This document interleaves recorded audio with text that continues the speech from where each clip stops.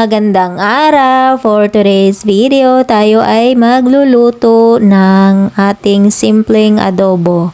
Simplihan lang natin kasi wala naman tayong ricados dahil tayo ay nasa sitwasyon ng taghirap. So, minamarinate muna natin yung ating chicken na 1.5 kilo, isang buo po yun. Tapos ako na po yung nagagayat-gayat.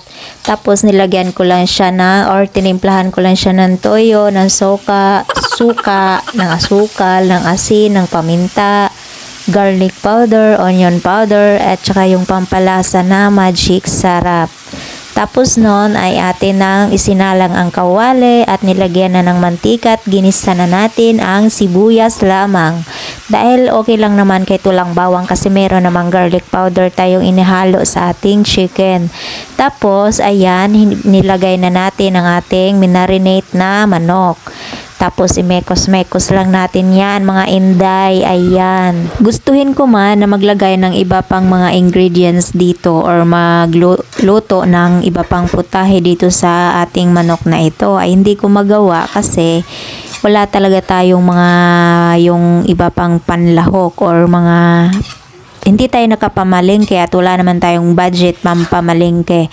Hindi pa nga kami nakakabayad ng iba pa naming bayarin. Kaya tiis-tiis muna sa ganitong recipe na napakasimple lang. Pwedeng-pwede namang gayahin sa mga katulad ko na kapos din. O, diba? So, ayan. Simple lang yan. Gayahin nyo na. Magluto na kayo dyan para may ulam na kayo. So, ayan. Mekos-mekos lang natin yan mga langga. Mekos lang ulit hanggang sa maghalo yung ating mga ingredients at manuot sa laman ng ating chicken para naman mas malasa siya.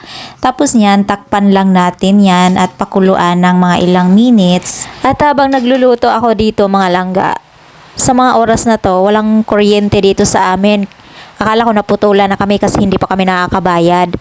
At yun na nga, sabi ng aking anak, magba-brown out daw ngayon. So hanggang alas 8 ng gabi, brown out. So walang power. Ay wag naman sana mag-lowbat aking cellphone.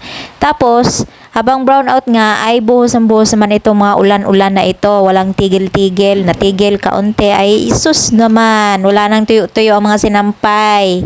At nakita nyo naman na ibinuhos ko na yung ating pinagmamarinita ng ating chicken para naman mas lalong mas malasa at mas malasa pa. At yan, hinalo-halo lang natin, mekos-mekos lang natin yan ulit mga insan. Tapos, ayan, napakasarap na yan. Sobrang malasa na yan mga inday. Kaya, ayan, panoorin nyo na lang ng mabuti ha at gayahin nyo ha para naman may simple kayong pang-ulam na wag nang maghanap pa ng mas maarte-arte pa. Masarap talaga kapag mayroon pang ibang mga recipe kaya lang hanggang isip na lang muna tayo sa panahon ngayon kasi talaga namang tunay na gipit tayo Kaya tiyaga muna tayo sa ganitong recipe, sa ganitong luto. Tiyagaan na lang natin yan. Ay importante busog tayo, busog-lusog ang ating pamilya. O diba mas masarap din naman to kahit papano compare sa iba, wala nga silang makain, di ba? Wala nga silang pang-ulam, may di kawawa naman sila. Kung sa tingin mo kawawa kayo, meron pang masigit na mas nakakaawa sa inyo. Kaya matuto tayong makontento kung anong meron tayo, kung anong nakahain, iyan na lang ang ating pagtiyagaan muna. Ano nga? So, ayan lang, ayan. Kita nyo naman yan, hinalo-halo ko ng hinalo-halo. Wag namang madurog sana. Ano po?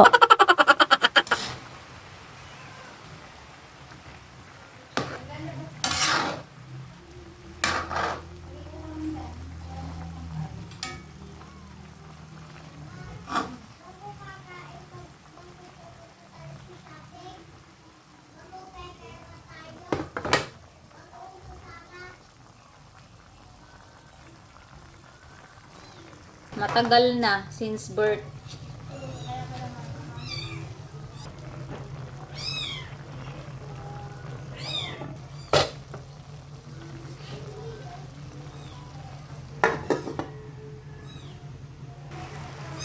So guys, ready na ang ating chicken adobo. Simple lang po. Kasi wala naman tayong ricados. Okay. Ready na ang ating chicken adobo mga langga. Tara nang kumain. Let's eat na.